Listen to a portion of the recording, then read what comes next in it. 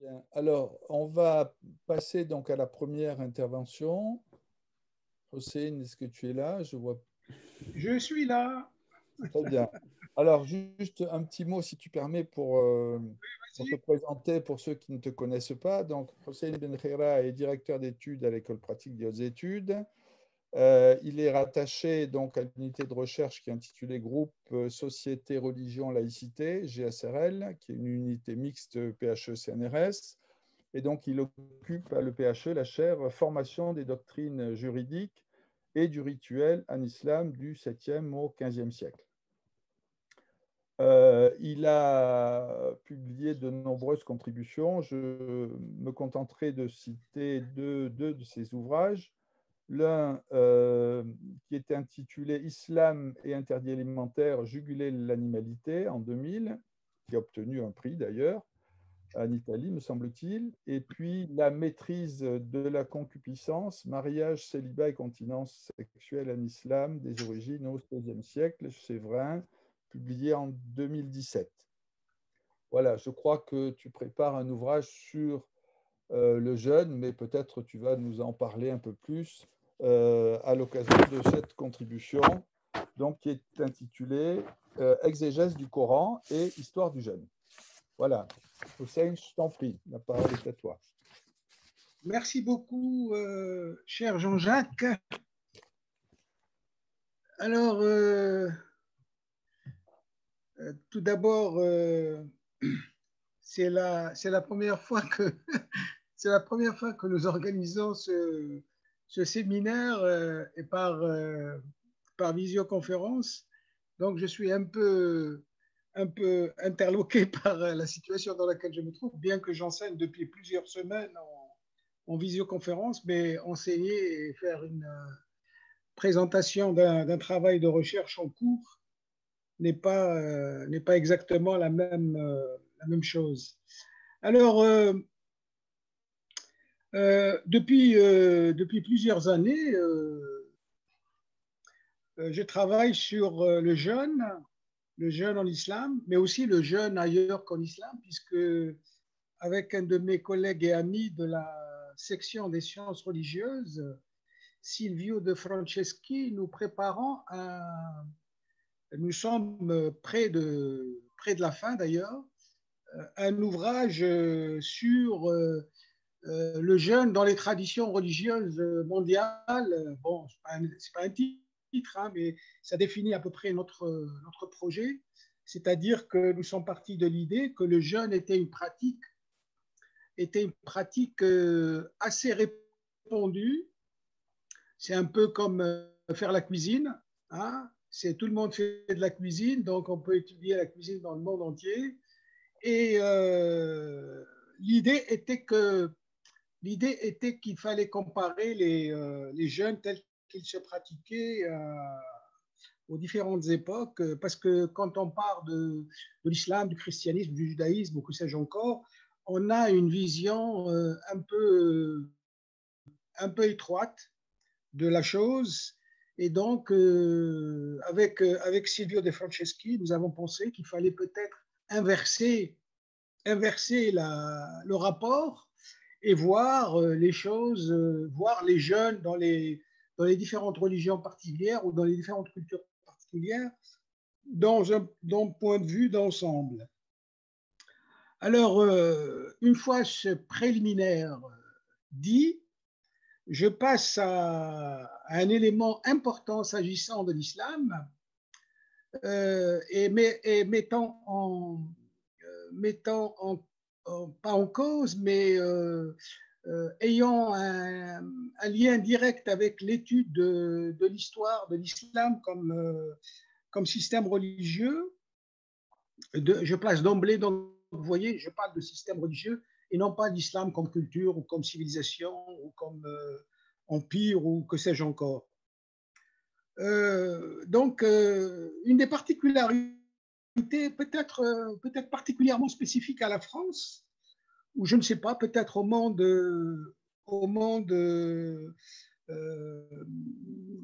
à l'univers catholique, pour le distinguer de l'univers réformé, protestant, ou juif d'ailleurs aussi. les études islamiques attachent peu d'intérêt au culte, et en particulier au jeûne du Ramadan. Si vous avez eu l'occasion de faire des enquêtes bibliographiques sur ce type de questions, sur le jeûne de Ramadan, il n'existe quasiment rien en français. En français, il existe, je crois, en tout et pour tout, 2 ou 3 articles, là, un peu perdus, un vieil article de Vaïda qui date des années 30, et un article d'un médecin en même temps spécialiste du Maroc à l'époque coloniale, et peut-être, je dis peut-être parce que je fais pas référence évidemment aux études contemporaines sur le jeûne en relation avec la politique ou envisagées du point de vue historique, hein. Je parle des études qui se penchent sur la dimension religieuse. Il y a peu de choses, hein. Il y a vraiment peu de choses. Alors, j'aime citer un propos qui a été tenu par un grand sémitisant néerlandais que vous connaissez tous. C'est Wensink, en 1941, dans un manuel, il écrit « L'histoire du culte musulman est encore à écrire ». Alors, en 1941, nous sommes en 2020, 80 ans après, je dois dire que la tâche n'a pas beaucoup. Le projet, enfin, ou le programme de Wensink demeure encore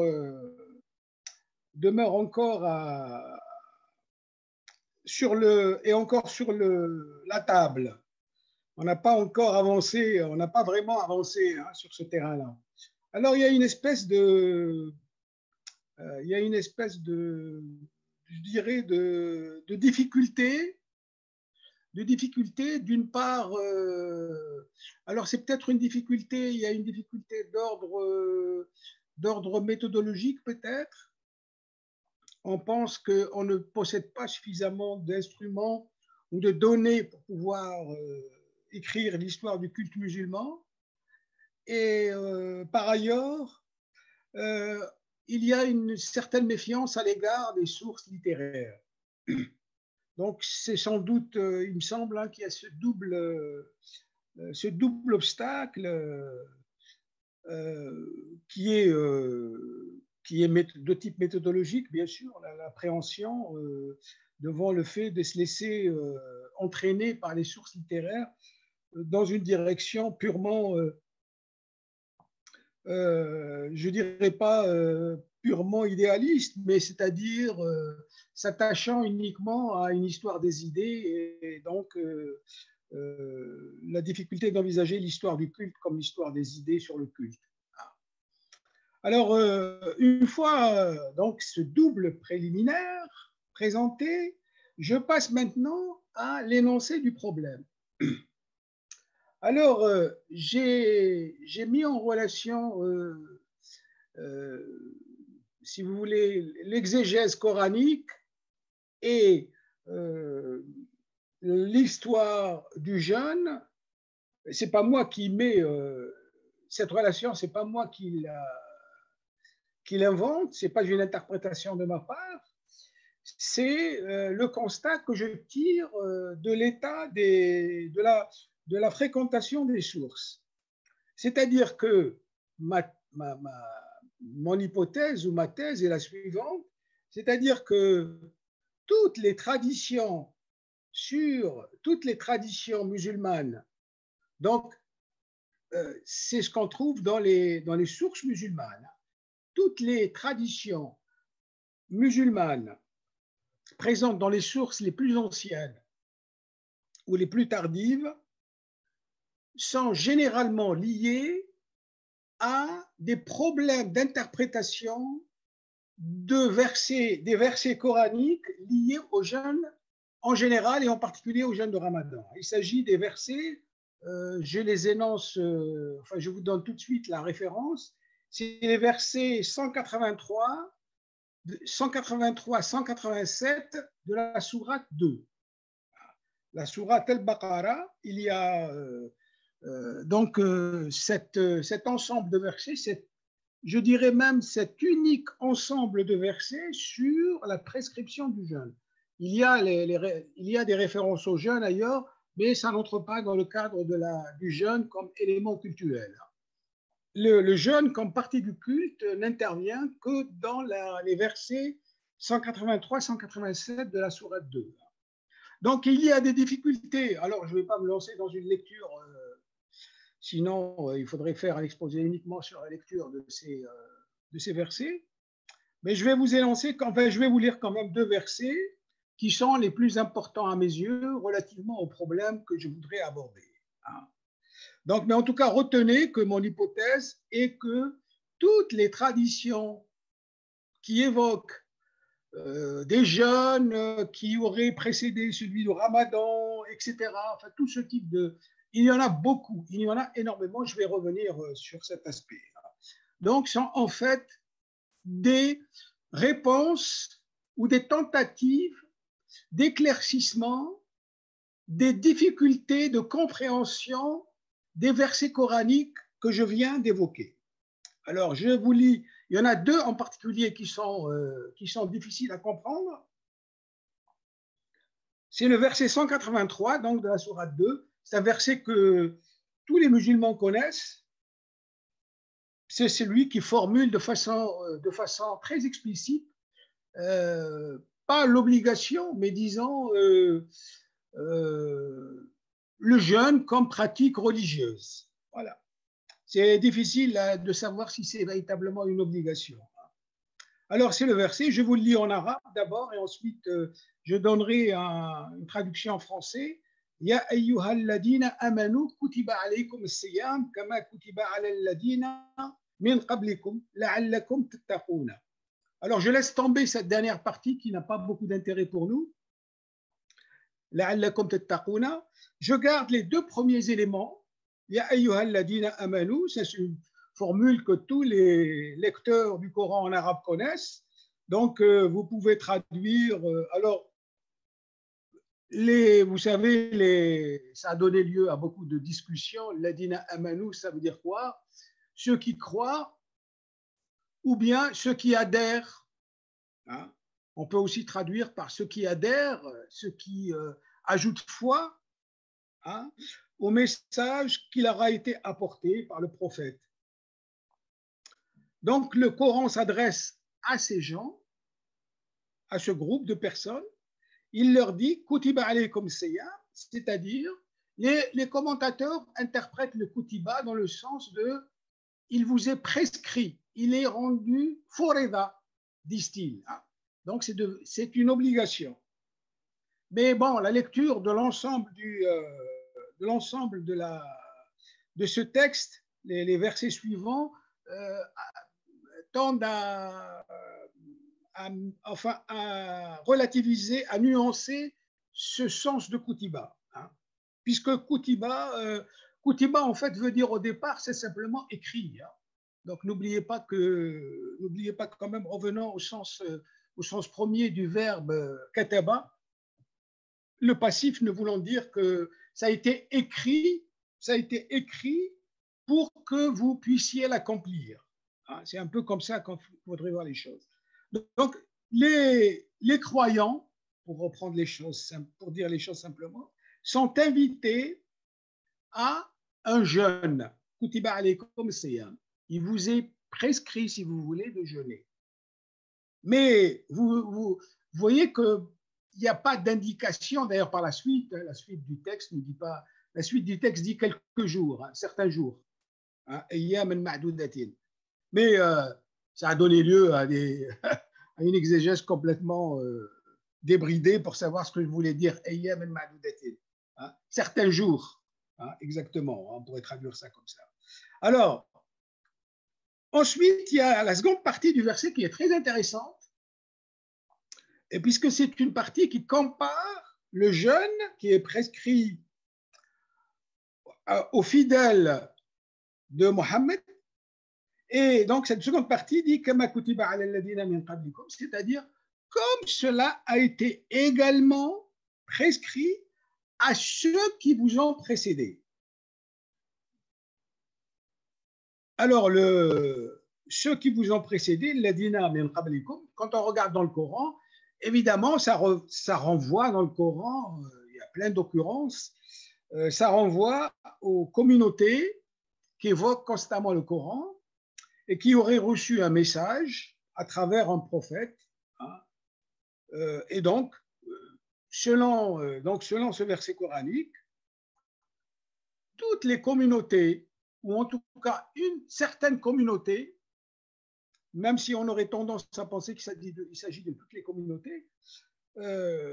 communautés qui ont précédé les fidèles de Mohammed ont aussi, elles aussi, été amenées à observer le jeûne.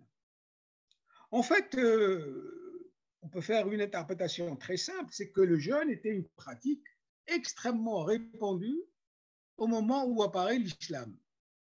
Alors, le jeûne était particulièrement répandu parmi les communautés chrétiennes. Hein. Les communautés chrétiennes de langue syriaque, par exemple, pratiquaient le jeûne de façon, notamment dans les milieux, il faut rajouter peut-être, préciser, dans les milieux monachistes ou dans les milieux du monachisme, si vous voulez.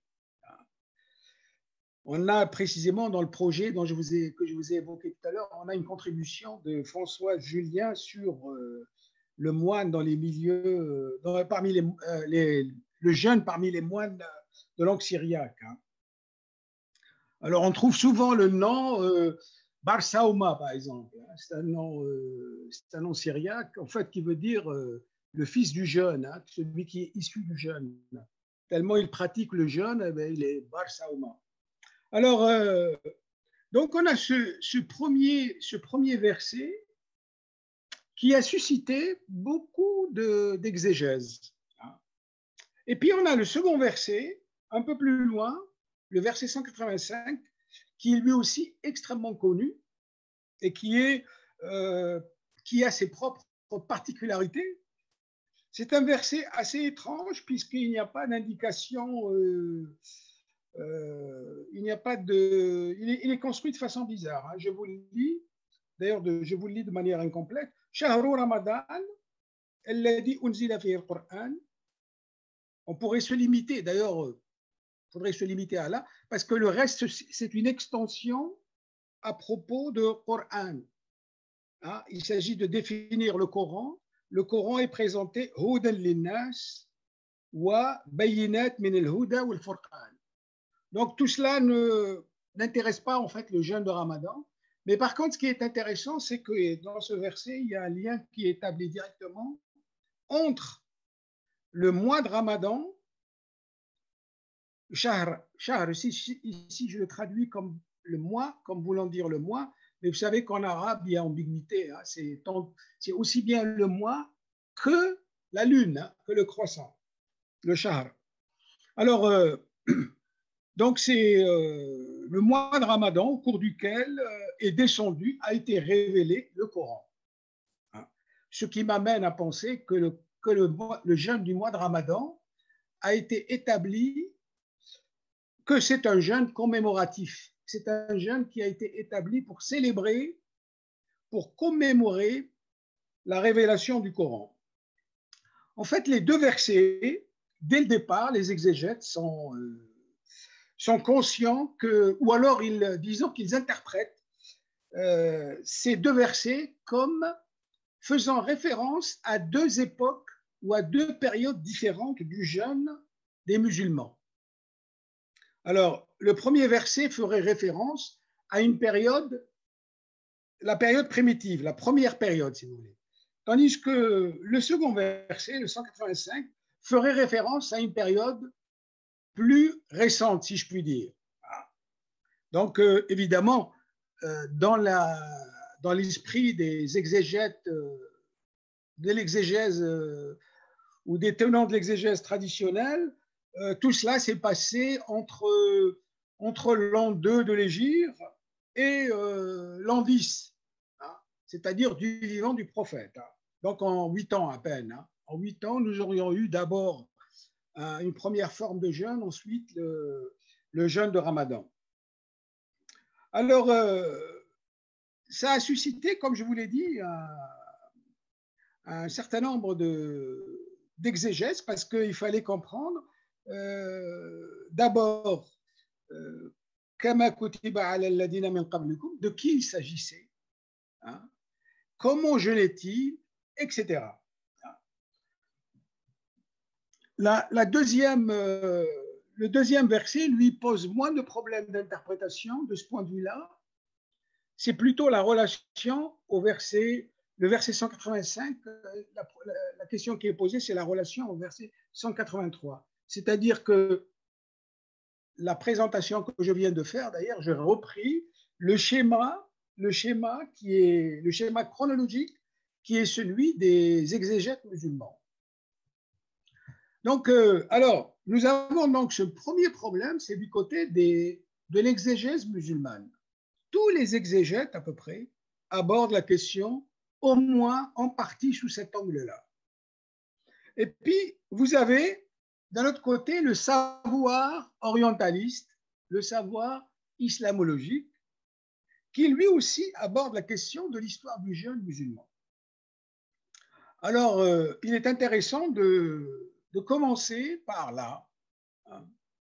C'est après tout la tradition dans laquelle, que nous le voulions ou pas, nous sommes inscrits. Hein, nous sommes inscrits dans la tradition de l'islamologie qui a débuté au XIXe siècle et donc qui, dès le XIXe siècle et au début du XXe siècle, s'est posé la question des origines de l'islam, de ses liens avec le judaïsme, avec le christianisme, avec telle forme de christianisme, telle religion, etc., etc.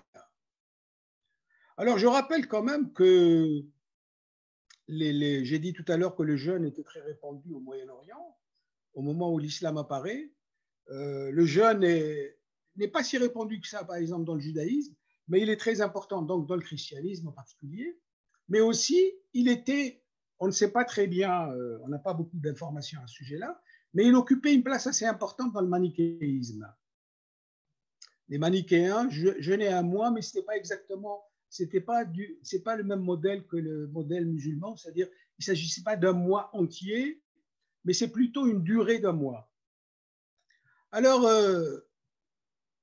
donc le problème qui s'est posé, je l'ai dit, aux islamisants, c'est est-ce qu'il n'y aurait pas un lien entre le jeûne musulman et d'autres jeûnes? Alors, je vous donne quelques exemples qui sont instructifs. J'ai pris comme exemple, alors j'avais rédigé ce texte l'année dernière, c'était dans le cadre d'un cours donné pour des étudiants de master et des antiquisants. Et donc, j'avais travaillé sur des sources. C'est les éléments que j'avais chez moi, donc je n'ai pas été en bibliothèque, je n'ai pas fait de recherche poussée à ce sujet-là. Alors, j'ai pris comme exemple un manuel d'histoire de l'islam qui a été fait par quelqu'un de sérieux. Bon, c'est un vieux manuel qui est paru en 1977, et qui s'intitule L'Orient musulman au Moyen-Âge, 622-1260. Peut-être certains l'ont reconnu, Nikita et Lycéef. Il avait un frère qui était japonisant, je crois. Mais Nikita Lycéef était vraiment un spécialiste de l'islam. Je crois qu'il a dirigé ou il a occupé des fonctions importantes à l'Institut français de Damas dans les années 50. Alors, dans cet ouvrage, dans ce manuel, il écrit « Quatrième obligation rituelle, le jeûne est une pratique d'origine judéo-chrétienne. » Alors, d'emblée, on a la présentation de l'origine, connue chez les Arabes de l'époque anté-islamique.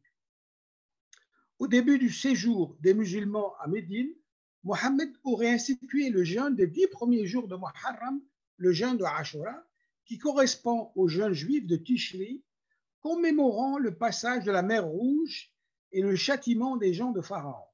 Voilà, vous avez ça. Donc, dans la présentation des fameux piliers de l'islam, c'est ce petit paragraphe intéressant, où d'ailleurs Nikita Eliseev reprend des traditions musulmanes, je dirais, tout à fait orthodoxes.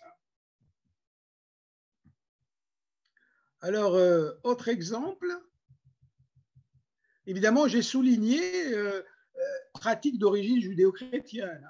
Il ne dit pas d'origine juive ou d'origine chrétienne. Il dit pratique d'origine judéo-chrétienne. On verra ce que disent les exégètes musulmans à ce sujet-là. Alors, autre exemple, c'est la biographie de Mohammed par Watt. Vous la connaissez tous, ou presque tous. Alors, voici ce que dit au sujet du jeûne Watt, dans la partie, je crois que c'est la partie sur la Mecque, plutôt la Médine. Une incertitude moins grande entoure, je lis la traduction des éditions Payot, une incertitude moins grande entoure le jeûne de l'Ashura qui avait lieu à la date même de la fête juive de l'expiation. Lorsque arriva le 10 du mois juif de Tishri, Mahomet ordonna certainement aux musulmans d'observer ce jour de jeûne, bien qu'on ne sache pas exactement dans quel mois musulman se plaçait cette institution. Vous voyez, Watt, qui était sans doute plus spécialiste de la période primitive, était un peu plus prudent que Nikita Eliseev. Mais bon, il établit quand même un lien avec le judaïsme, pas avec le christianisme, vous le noterez. Alors, autre citation. Oui, alors là, je ne vais pas citer en longueur les notices de l'encyclopédie de l'islam, je m'appuie principalement sur la deuxième édition. Dans la deuxième édition, vous avez une notice, je n'ai pas regardé la troisième, la dernière édition, vous avez une notice Saoum et vous avez une notice Ramadan. Alors, dans la notice Saoum, c'est plutôt la filiation chrétienne qui est privilégiée, même si c'est de manière nuancée, tandis que dans la notice Ramadan, elle insiste plutôt sur la filiation juive. À noter que ce ne sont pas les mêmes auteurs qui ont écrit les deux notices. Ce sont deux auteurs différents. Je crois que même la notice Ramadan, je me demande si ce n'est pas une notice qui était déjà présente dans la première édition. Quant à l'encyclopédie du Coran, l'encyclopédie Coran, vous avez la notice fasting. Je ne me souviens pas de la notice Ramadan. Je crois qu'il existe une notice Ramadan, mais je ne l'ai pas consultée. La notice fasting insiste sur la filiation juive du jeûne musulman. Elle a été rédigée d'ailleurs par un auteur néerlandais qui a fait un petit livre sur le jeûne dans le Coran, qui est assez ancien. Alors, je dois citer deux spécialistes du monde juif qui se sont intéressés au problème. C'est d'abord Goiten, Shlomo Goiten, qui a publié une première fois en 1929 une étude, puis qu'il a révisée et l'a republiée en 1966. Et bon, pour lui quand même, le jeûne de Ramadan est quand même de filiation juive. On trouve la même idée chez Vaïda, mais Vaïda, c'est un article de jeunesse. Je l'ai dit tout à l'heure, il a été publié dans une revue, c'est le Hebrew Annual College. J'ai eu beaucoup de difficultés à trouver cet article, il date de 1933, donc c'était avant même que Vaïda soit chercheur. Il insiste sur les relations, il trouve des éléments des éléments du Talmud qu'on peut retrouver soit dans le Coran, soit dans l'exégèse coranique, mais c'est plutôt, malheureusement, je ne peux pas développer cet aspect, c'est plutôt par rapport à l'interprétation du verset 187. Le verset 187 développe des thèmes casuistiques qui ne sont pas directement liés à ce que j'aborde ici, mais qui peuvent être abordés en termes historiques également. Hein. Enfin, je termine mon petit voyage dans les études islamiques par un dernier auteur, c'est un jeune chercheur, bon maintenant il est peut-être un peu moins jeune, qui a fait une thèse sur la culture légale du Coran en anglais. Et en fait, c'est quelqu'un qui essaye de lire le Coran à travers la grille de la didascalie des apôtres. Alors, il essaye de trouver des analogies entre la didascalie des apôtres et donc, pour lui, le jeûne plonge ses racines dans le terrain chrétien. Voilà. Vous avez ici une présentation assez sommaire des différentes positions. Je ne prétends pas avoir tout examiné, ni tout considéré, mais je crois qu'on a un bon échantillon des thèses défendues et qui peuvent évidemment concerner d'autres questions que la question du jeûne.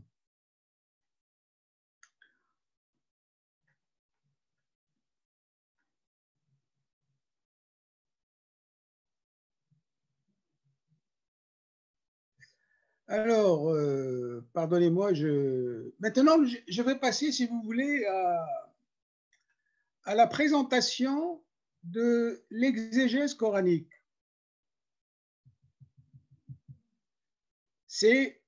Je cherche ici à montrer que l'interprétation les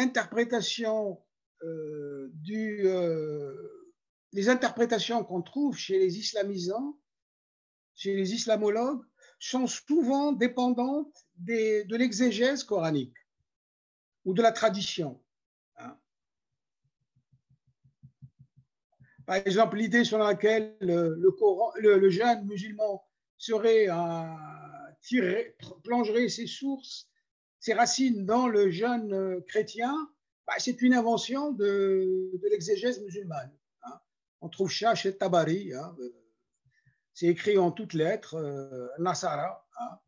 Donc, il n'y a rien de critique, si je puis dire. La critique historique ici se contente de reproduire ce que dit l'exégèse musulmane. Alors, pardonnez-moi, je cherche le passage là.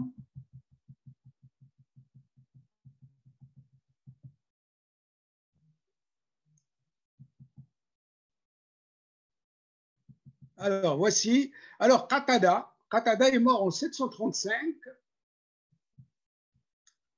C'est un exégète de Basra, hein, très connu. Alors, dans une source, j'ai pris le plaisir de le citer d'après une source ibadite récemment publiée, et non pas d'après une compilation sunnite. Voilà ce qu'on lit, une tradition qu'il rapporte. Nous avons appris que le prophète de Dieu, sur lui soit le salut, est arrivé à Médine, où il a trouvé les Juifs observant un jeûne. Ça évoque évidemment ce que nous venons de lire à la fois chez Watt et chez LICF. Il demanda pourquoi jeûne-t-il aujourd'hui? Donc il n'en sait rien, hein, il ne sait pas pourquoi il jeûne, il ne connaît pas les jeunes juifs. On lui répondit, c'est ce jour que Moïse a traversé la mer Rouge et Pharaon a été englouti par les eaux avec son armée. C'est pour cela que Moïse, sur lui soit le salut, a observé un jeûne ce jour afin de remercier Dieu et a commandé de faire de même. L'apôtre de Dieu a alors dit, je suis plus proche de Moïse qu'eux et j'ai plus droit à me réclamer de lui. C'est ainsi que l'apôtre de Dieu a observé un jeûne ce jour et a commandé à ses compagnons de faire de même, à tel point qu'il avait commandé à ceux qui avaient déjà mangé de jeûner, de ceux qui avaient déjà mangé, donc qui avaient pris le petit déjeuner, si je puis dire, de jeûner le reste de la journée, de s'abstenir donc de manger le reste de la journée. Alors, le mot Ashura ici n'apparaît pas. Il est question seulement d'un jeûne, un jeûne pour commémorer la sortie d'Égypte. Hein. La sortie d'Égypte et le triomphe sur Pharaon, donc des Hébreux. Voilà, donc le prophète aurait dit, bon, on va jeûner ce jour-là parce que nous aussi, on se rattache, voire même, on se rattache plus que les Juifs à Moïse. Ici, on a la compétition entre qui sont les véritables héritiers de Moïse. Est-ce que ce sont les Juifs ou est-ce que ce sont les musulmans ou alors disons les adeptes de Mohammed. Alors, j'entrerai pas dans évidemment, ça place la vérité, non. Selon la tradition musulmane, le jeûne aurait été établi l'an 2 de l'Hégire. Hein? Ce texte nous dit, quand le prophète est arrivé, il a trouvé les Juifs jeûnant tel jour. Hein? Alors, la tradition semble dire que dès son arrivée, ou peu de temps après, il a vu les Juifs jeûnant ce jour. Mais donc, ça ne conforte pas, ce n'est pas exactement conforme à ce que dit par ailleurs la tradition musulmane qui prétend que c'est à la veille de la bataille de Badr que le jeûne de Ramadan a été institué. Hein. Mais bon, donc il s'agirait d'un autre jeûne que le jeûne de Ramadan dans ce cas-là. Alors, j'essaye, parce qu'il ne me reste plus beaucoup de temps là maintenant.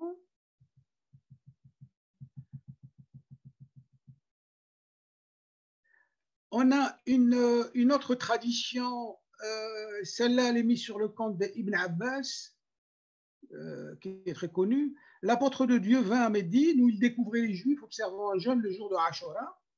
Là, on a le mot Ashura qui apparaît. Il demanda qu'est-ce que cela. On lui dit c'est un grand jour. Dieu a sauvé ce jour Moïse et englouti les hommes de Pharaon. Moïse jeûna ce jour par reconnaissance. Shukran.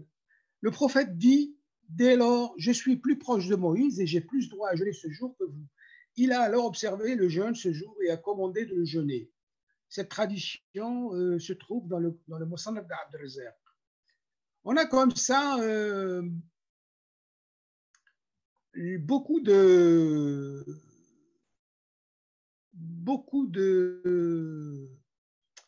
traditions. Hein, je ne vais pas les citer toutes.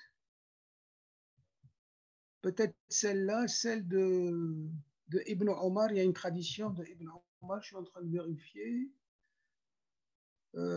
Oui, bon, elle a un passage corrompu, je préfère ne pas la lire. Alors oui, je citerai un commentateur, Muqatil ibn Sulayman, qui est mort en 767.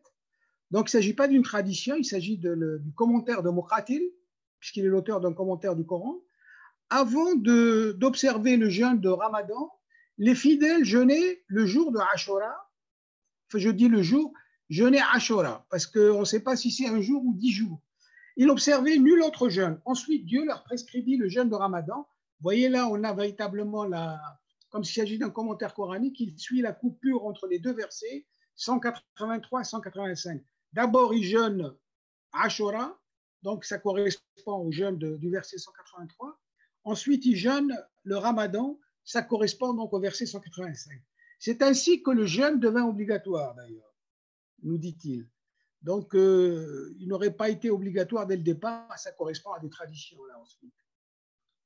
Enfin, il y a beaucoup de textes, hein, je vous l'ai dit, dans lesquels on essaye on interprète le jeûne les jeûnes auquel fait référence le verset 183 comme un jeûne qui a précédé le jeûne de Ramadan, hein, puisque le mot Ramadan n'apparaît que dans le verset 185. Alors,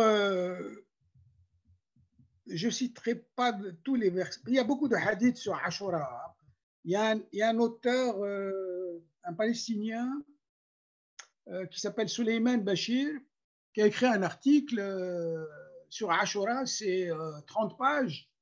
Il a compulsé à peu près toutes les traditions existantes sur Ashura dans toutes les sources islamiques anciennes, sunnites, chiites, ibadites et autres. Et bon, en fait, quand on regarde les traditions sur Ashura, on s'aperçoit que ce sont des traditions qui s'engendrent les unes les autres. Hein? C'est-à-dire qu'il n'y a, aucune,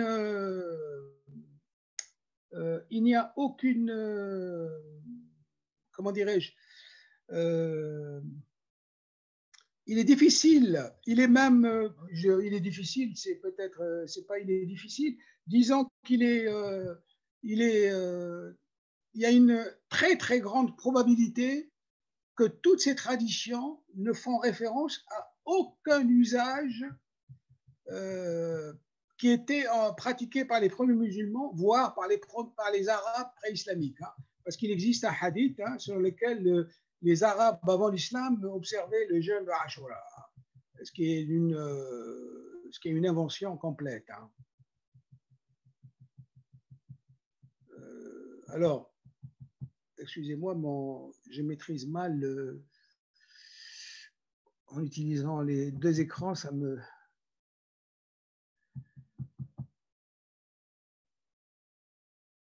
Alors, ce qui m'intéresse, là, je vous l'ai dit, ma thèse, c'est d'une part que la tradition exégétique fabrique un schéma chronologique pour essayer de donner du sens au verset sur le jeûne, donc surtout la différence entre 183 et 185, parce que le verbe kutiba n'apparaît que dans le verset 183, n'apparaît pas dans le verset 185. Dans le verset 185, je ne vous ai pas lu, il y a une toute petite partie, un petit fragment qui dit وَمَنْ شَهِدَ مِنْكُمُ الشَّهْرَ فَلْيَصُمْهُ.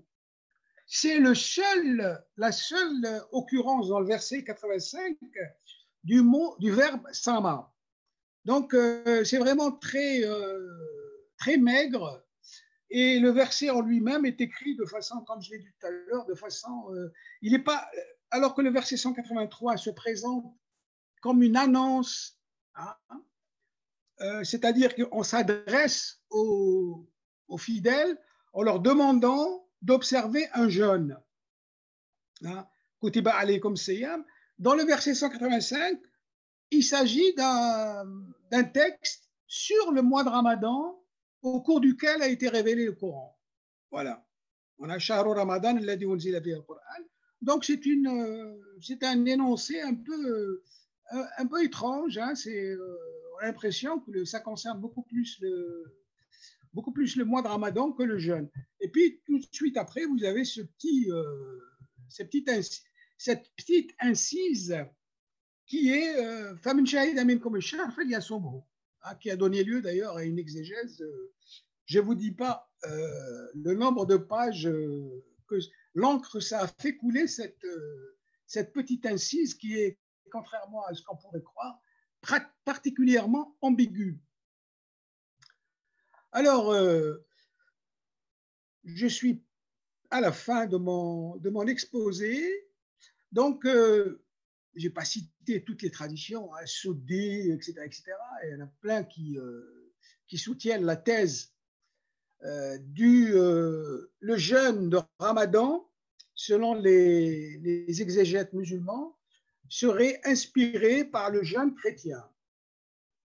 On trouve cela formulé très clairement par Sha'bi, qui est un exégète de Koufa du début du 8e siècle, et par Soudi. Soudi, je ne sais plus d'où, je crois qu'il est de Khorasan, je crois, si mes souvenirs sont bons, ou de Basra plutôt, hein, c'est plutôt de Basra, il est de Basra, qui lui aussi fait référence aux chrétiens. Pour lui, il s'agit des chrétiens.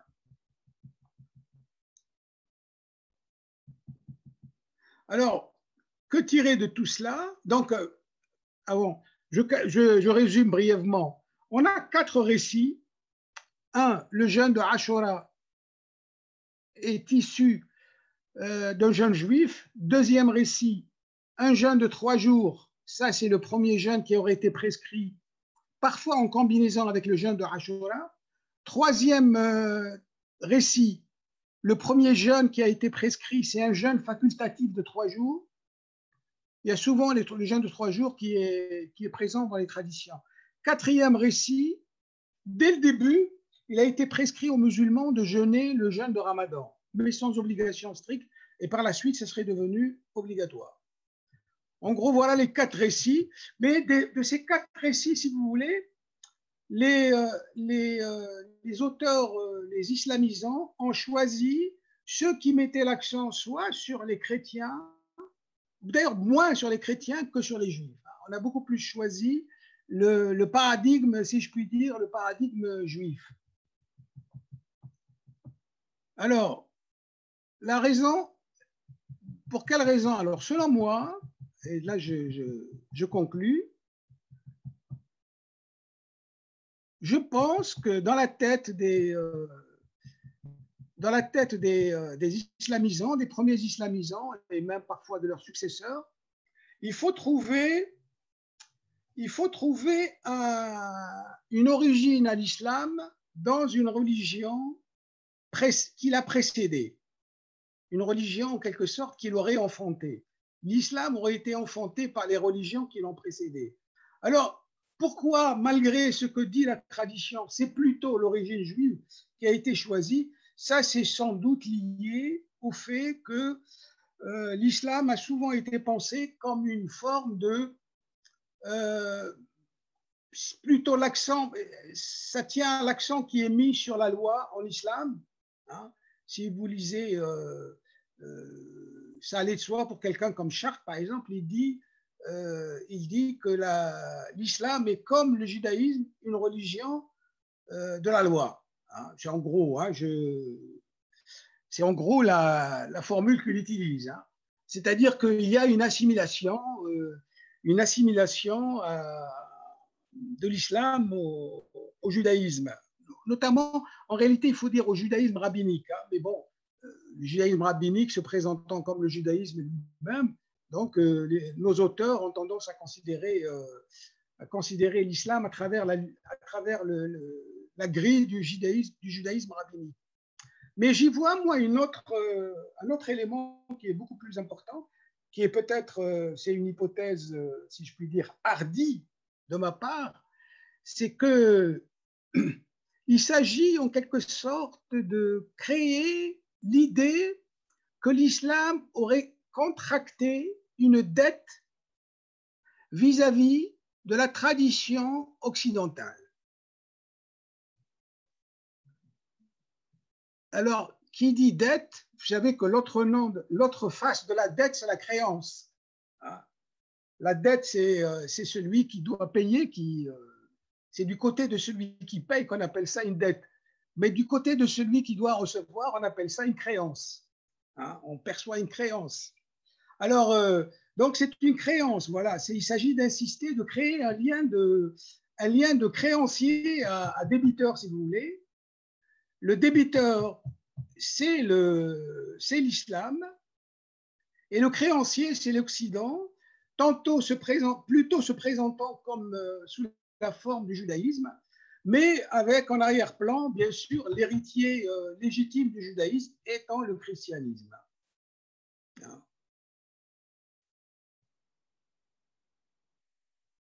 Donc, nous avons d'un côté la rencontre, si vous voulez, il y a une sorte de rencontre. Hein. C'est une rencontre tout à fait aléatoire. Elle n'a été fabriquée par personne. C'est tout à fait par hasard. On est tombé sur des récits sur le premier jeûne musulman. Ces récits ont été fabriqués par les exégètes musulmans pour résoudre des difficultés liées à l'exégèse du Coran. Eh bien, c'est tombé, si je puis dire, dans des oreilles qui étaient prêtes à entendre ce type de discours. Ça confortait, si vous voulez, l'idée selon laquelle l'islam n'était qu'un dérivé du judaïsme ou bien du judaïsme et du christianisme. Voilà, je vais m'arrêter là parce que je crois que j'ai dépassé de 2 minutes mon temps de parole. Merci. Merci beaucoup, Hussein. Je crois que cette conclusion va peut-être soulever des questions et des interrogations. Alors, je ne sais pas si on passe donc directement. Excusez-moi, je fais une manip parce que maintenant vous pouvez débloquer, vous pouvez vous tous, mais j'ai dû muer tout le monde pour le faire. Désolé, c'est Zoom, je ne le maîtrise pas encore 100%. Tu peux, je pense que tu peux pas. C'est bon? Voilà, là c'est bon, je peux parler. Alors, je pense, est-ce que quelqu'un d'autre va essayer de manifestez-vous, voilà, Nadir, super, merci. Alors, Voilà. j'étais en train de dire quelque chose, mais je ne m'étais pas rendu compte que mon micro était fermé. Désolé, c'est ma faute. Donc, je remerciais Hussein pour cette intervention en remarquant que peut-être sa conclusion allait soulever un certain nombre de questions. Bon, j'allais dire, je ne vais pas abuser du fait que j'ai la parole pour commencer à poser la première question. Donc, je vais d'abord laisser la place à ceux qui le souhaitent et puis je reviendrai pour te poser une question par la suite. Alors qui est-ce qui voudrait intervenir? Il y a eu main levée, Tariq et Catherine aussi. Alors on va donner la parole à Catherine en premier. Non, l'autre monsieur avait levé la main d'abord, donc c'est. Ah, d'accord. Ah oui. Je vous en prie, allez-y, c'est pas grave. Bon, d'accord. Ça sera très rapide. D'ailleurs, c'est pas vraiment une question, mais c'est très intéressant. Mais comme finalement, la question, c'est l'origine. Alors, c'est vrai que cette réflexion fascinée un peu sur l'origine, qui est typique des orientalistes, c'est certain. Et puis, comme tu l'as bien dit, beaucoup d'auteurs musulmans aussi. Il faut peut-être en sortir aussi pour voir la chose différemment. Par exemple, pour beaucoup de questions rituelles, je ne dis pas que c'est nécessairement le cas du jeûne, certains rites ont été créés en concurrence dans des sociétés majoritairement non musulmanes, en fait. Bon, on sait que c'est le cas pour le Maoulid Nabawi, par exemple, pour la célébration du Maoulid Nabawi. Ça a été fait pour empêcher les musulmans de continuer à faire, enfin, ou même les récents convertis, de continuer à fêter les fêtes chrétiennes. Donc ça, c'est quand même une hypothèse de travail qui n'était peut-être pas posée comme telle par les orientalistes que tu dis, c'est-à-dire dire les musulmans, les juifs, les chrétiens. En fait, bon, quand j'étais étudiante, je vais finir là-dessus, mais on disait les sociétés proche-orientales, en gros, Syrie, Égypte, par exemple, sont devenues majoritairement musulmanes. À l'époque, on disait 9e, 10e. Après, on a dit 11e. Maintenant, on recule. Et maintenant, en fait, la question n'est plus tellement, d'ailleurs, majoritairement musulmane. On va dire c'est 11e, 12e, mais c'est plutôt à quel moment elles deviennent très majoritairement musulmanes. C'est-à-dire le moment où la concurrence ne se pose plus, notamment dans les campagnes. Alors, je ne sais pas du tout si c'est pertinent pour Ramadan, mais pour beaucoup de questions rituelles, parfois, il faut sortir de la question de l'origine pour voir le moment temporel. Ça, c'est une réflexion d'historien, le moment temporel. À un même moment, si vous voulez, horizontalement, une société marche comment et souhaite fabriquer quel type de rite pour ses adeptes. Voilà. Merci pour ta remarque. Mais ta remarque même montre que tu n'es pas dans la problématique de l'origine. Puisque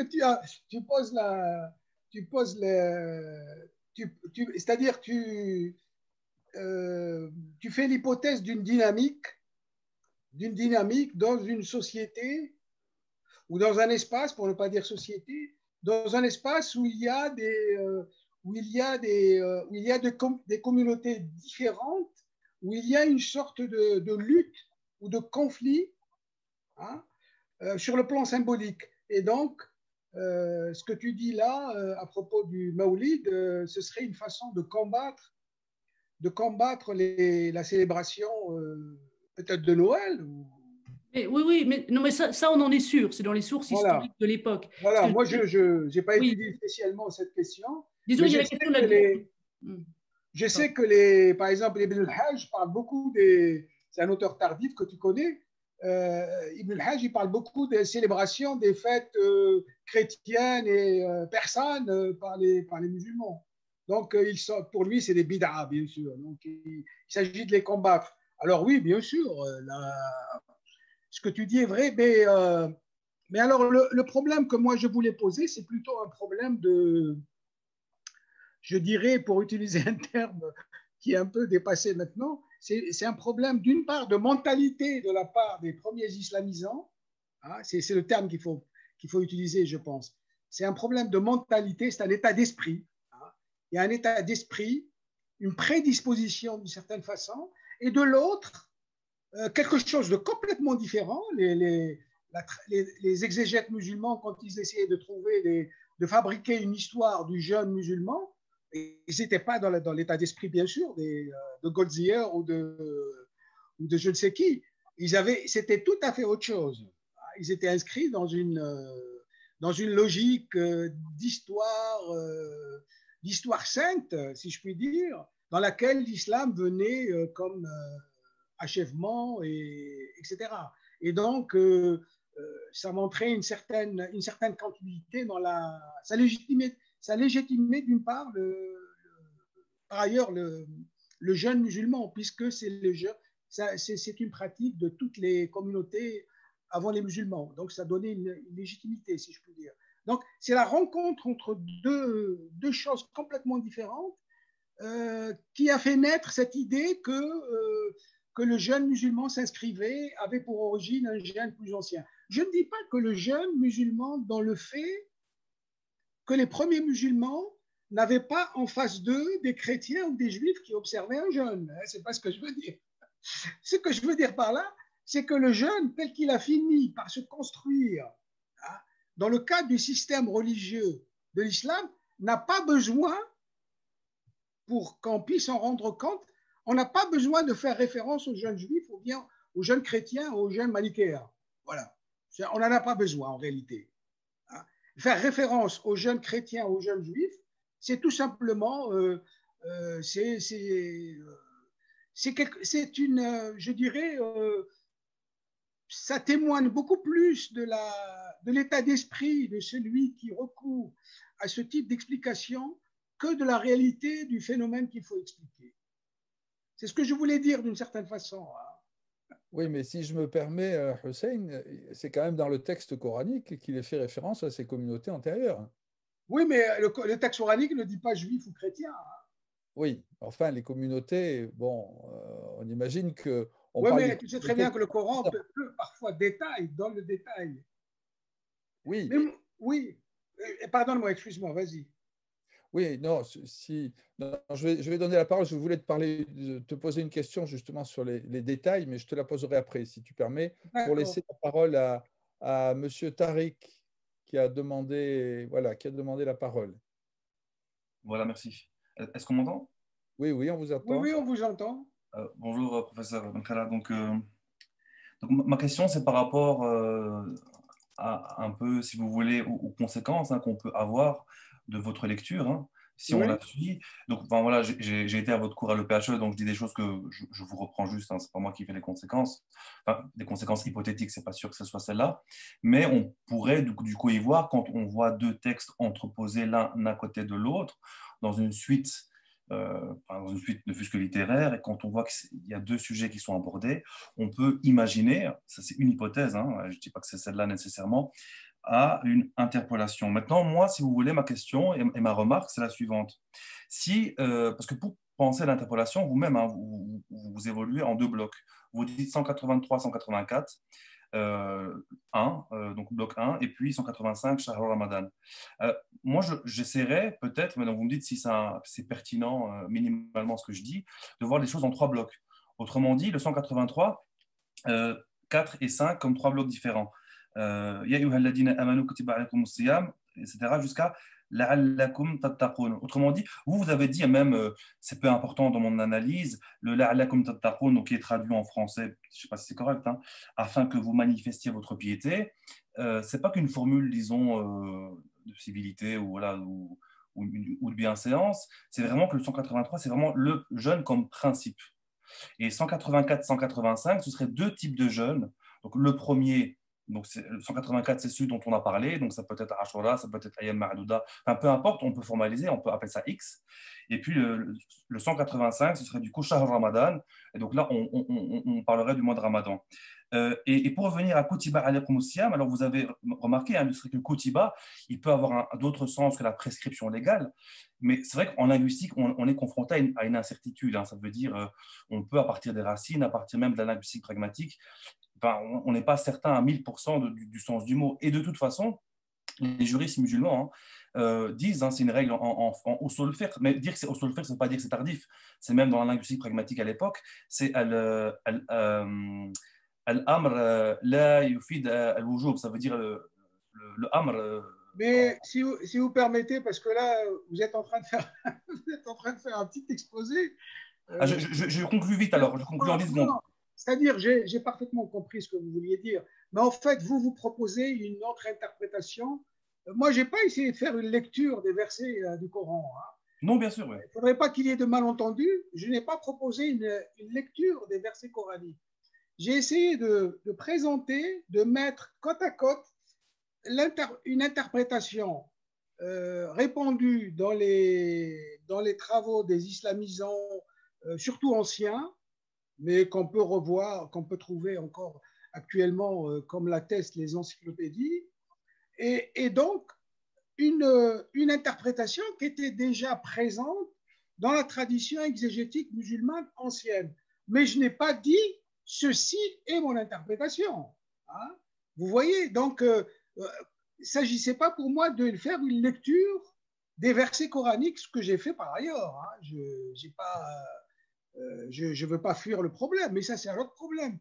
Faire une lecture des versets coraniques 183, 187. Hein. Donc vous voyez, c'est pas tout.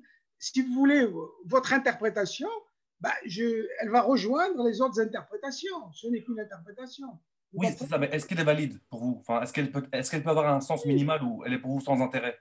Non, si, ça peut être intéressant, bien sûr. Vos remarques sont intéressantes, oui, mais vous savez, par exemple, il y a beaucoup de difficultés, mais c'est-à-dire que le problème, c'est qu'on n'est pas on n'est pas en train de parler d'une exégèse particulière, des problèmes exégétiques particuliers de cet ensemble de versets. Hein, si vous voyez. Donc, moi, j'ai voulu attirer l'attention juste sur le fait qu'un schéma d'interprétation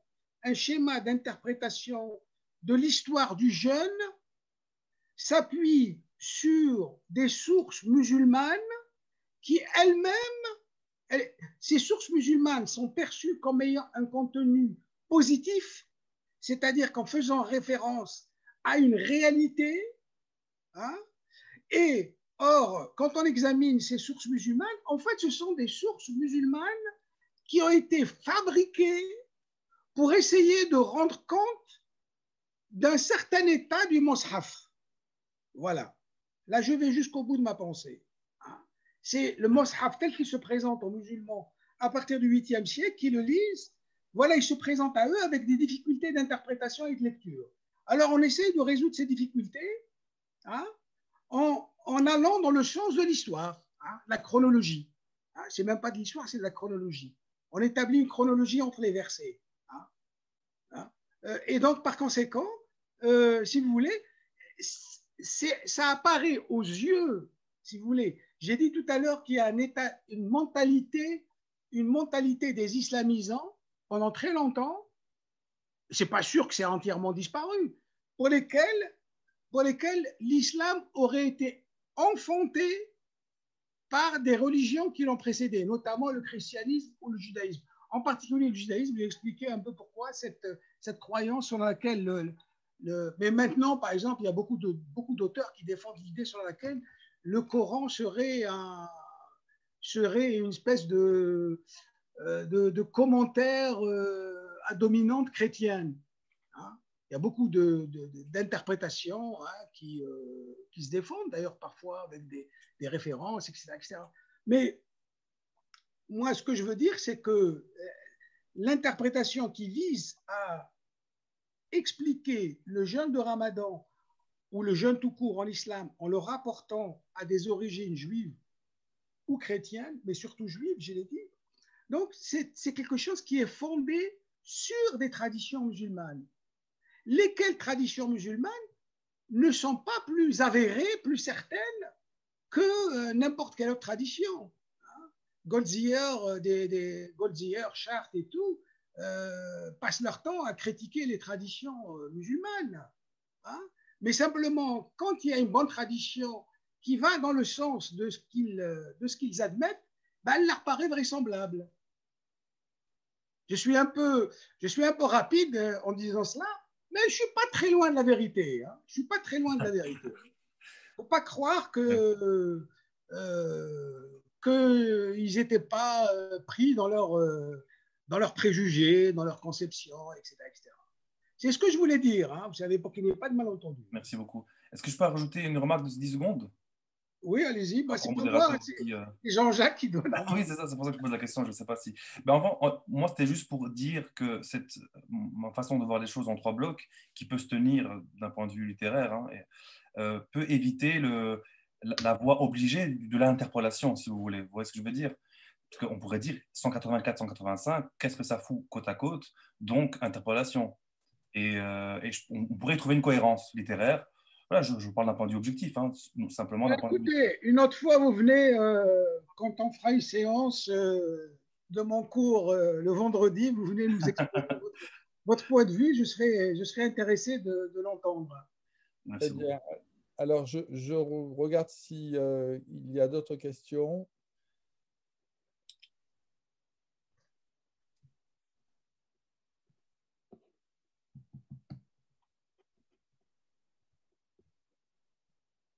Non, il n'y a pas d'autres questions. Si, voilà, Monsieur Aboudi, allez-y. Ouvrez votre micro. Votre micro est fermé. Je dis bonjour à tous. Bonjour, Monsieur Thibault. Oui, bonjour. Merci, Monsieur Hussein, de nous avoir offert cette occasion-là. J'ai 2 petites remarques, si vous permettez. C'est bon? Oui, Oui, on vous entend. Je vous écoute. Là, vous avez dit, Ya ayyuhalladhina amanu, c'est comme je lis dans beaucoup d'exégèses, c'est forcément les musulmans, parce que lorsqu'il y a Ya ayyuhalladhina amanu, il y aura une loi prescrite. Ça ne s'adresse que seulement aux musulmans, parce que le mot Ya ayyuhalladhina amanu, c'est totalement différent de ayyuhannas. Je ne sais pas si vous êtes d'accord ou non, Monsieur Hussein. Il n'y a pas de souci, hein, pas de souci. Je suis d'accord avec vous sur ça. C'est bien ça, Monsieur Hussein? C'est Oui, ce que j'ai compris. Oui, bien sûr, oui, vous avez raison, bien sûr. Voilà, c'est bon. De plus, le mot kotiba, je ne sais pas si vous avez bien, ce que j'ai compris de vous, c'est exactement dans le sens de furida, c'est-à-dire c'est comme une obligation. Ah non, j'ai dit que les exégètes disaient, ça veut dire kotiba veut dire ay furida. Oui, c'est bien ça, c'est une obligation. Oui, bien sûr, oui. Ça, c'est pas pour... moi, hein, je me contente de citer mes maîtres, si je puis dire. Non, monsieur, j'aime seulement voir votre idée, seulement, c'est pas pour vous critiquer, monsieur, c'est pour me critiquer. Je vous le dis, je vous le dis. Et pour le collègue qui va dire que n'importe lequel, le mot dit n'importe lequel, je pense que Siyam-si, c'est le ramadan, parce que les autres jours ne sont pas obligatoires. Je pense que Ashura, c'est dans ce contexte-là. C'est bien ça, mais non. C'est une des interprétations qui est faite. Vous vous rangez ici derrière une des interprétations, mais il faut dire que c'est une interprétation extrêmement minoritaire, selon laquelle le premier jeûne qui a été prescrit, c'est le jeûne de Ramadan. Ah, oui. Il n'aurait pas été au départ, il n'aurait pas été obligatoire, c'est seulement plus tard qu'il est devenu obligatoire. Donc l'interprétation qui existe hein, dans la tradition musulmane. Merci, M. Hachem, pour cette explication. Merci beaucoup, c'est gentil. Je vous en prie. Je dois dire que, si tu permets, Jean-Jacques, juste une remarque, c'est qu'en fait, il n'y a pas de récit canonique Il n'y a pas, d'ailleurs, c'est pas uniquement le cas pour le jeûne de Ramadan. Je crois dans la plupart des cas, il n'y a pas de récit canonique unique, officiel, sur l'histoire du jeûne ou bien sur l'histoire de la prière, ou bien il y a des traditions qui coexistent les unes avec les autres. Ça, c'est un autre aspect. Oui. Alors, bon, moi, j'avais une question à te poser, mais je me rends compte qu'elle est quand même un peu marginale par rapport à ton exposé. Donc, tu as bien expliqué finalement quel était ton propos. Ce qui m'a interrogé, c'est finalement que dans les versets, donc tous ces versets qui sont autour du jeûne, on a à côté de la prescription qui paraît donc assez vague finalement, on a aussi les exceptions qui, elles, sont très précises. Ah oui, oui, effectivement. Voilà. Oui. Et donc, je me demandais si tu t'étais aussi penché sur cette question de cette cohabitation, enfin de cette proximité entre à la fois un texte qui est prescriptif, vague, et exemptif, précis. Oui, alors la question, je dois dire que tu me poses, tu me poses les versets par exemple 184, le verset 184, si mes souvenirs sont bons, Oui. est une confirmation qu'on est bien en face d'une obligation. Le verset 184 permet de comprendre que ce qui est énoncé en 183 n'est pas facultatif, mais c'est une obligation. Le verset 184. Mais bon, j'ai fait un travail très approfondi sur le verset 184. J'espère qu'il va bientôt paraître ce travail. Et parce qu'il a été l'objet d'une manipulation dans l'interprétation qui est vraiment très compliquée à exposer. Mais tu as raison, hein, tu as raison. Quand on lit correctement le verset 184, ça permet de résoudre le problème de est-ce que ce qui est prescrit par 183 est obligatoire ou pas. En fait, c'est obligatoire quand on lit l'exception. Parce qu'il ne peut pas y avoir d'exception si ce n'est pas une obligation. Ça n'a pas de sens. Je suis d'accord avec toi sur ce point-là. C'est complètement logique. D'ailleurs, c'est ce que beaucoup d'exégètes disent, hein, entre parenthèses. Hein. Oui, oui, oui. Ils disent on ne comprendrait pas que quelque chose ne soit pas obligatoire et qu'en même temps on envisage des exceptions. Ça n'a pas de sens. Très bien. Eh bien, écoutez, on pourra revenir après. On va passer à Francesco. Donc, excusez-moi. Oui. J'avais une dernière question, si c'est possible, Monsieur Thibon, si vous me permettez. Vous êtes rapide. Très rapide, oui. Dans un premier temps, merci à vous, Monsieur Ben Khala, pour cet exposé. Je voulais juste vous poser la question suivante. Vous avez parlé vaguement du terme ayyaman ma'doudat. Est-ce que, comme vous le savez, ce terme-là également revient dans d'autres versets? Dans un seul verset. Hein. Il y a une autre occurrence de ayyam ma'doudat, mais ça concerne,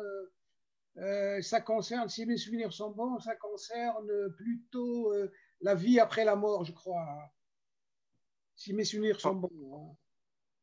En fait, ce terme-là, ayyam al-ma'doudat, il revient un petit peu plus que cela. C'est juste que ma'doudat, des fois il est au singulier, des fois il est au pluriel. Ah, en fait, il est au singulier, ça ne peut pas être ayyam ma'doudat. C'est ça, c'est ma'douda, c'est ça. Hein? Exactement, c'est ma'douda, ayyam al-ma'douda. Ah, voilà, d'accord. Voilà. Dans d'autres versets, c'est ayyam al-ma'douda. Et je voulais savoir, est-ce que vous avez... bon, c'est vrai que le temps est assez restreint. Est-ce que vous avez peut-être creusé par rapport à ça? Qu'est-ce que ça... La différence peut-être Ayyam ma'doudat, c'est une expression que même les exégètes les plus savants, les plus ingénieux n'arrivent pas à... Il n'y a pas d'interprétation. Il n'y a vraiment... On ne sait pas exactement ce que ça désigne. Alors, ça pourrait désigner, mais c'est une interprétation qui n'a jamais été retenue par les exégètes, ça pourrait désigner les 3 jours Ayyam Tashriq, ce qu'on appelle Ayyam Tashriq, les 3 jours qui suivent le pèlerinage, ou plutôt le sacrifice pendant le pèlerinage. Vous savez, les 3 jours, après le 10e jour, hein, Ayyam al-Tashriq, oui. Les Ayyam Tashriq, c'est les 3 jours au cours duquel on fait sécher la viande de la bête qui a été sacrifiée. Hein, on les met au soleil, on met les morceaux de viande au soleil, on les étend. C'est pour ça qu'on appelle ça d'ailleurs Tashriq, hein, Ayyam Tashriq. Et donc, il est probable, je dis bien, il est probable que Ayyam Ma'doudat désigne ces 3 jours. Mais alors, ça entre en contradiction avec d'autres traditions selon lesquelles, mais pour certains esprits, ce ne serait pas une contradiction. Selon des traditions, le jeûne est interdit durant les Ayyam Tashriq. Hein? Il s'agit de 3 jours, Ayyam Tashriq. Hein? Donc c'est pour ça que vous avez certains qui disent qu'il s'agissait de 3 jours de jeûne. Hein? Donc vous voyez, il y a cette histoire de... Mais bon, il n'y a pas d'accord, on n'a pas d'éléments qui permettent de donner un contenu positif à cette expression, une référence précise à cette expression de Ayyam Ma'doudat. Hein?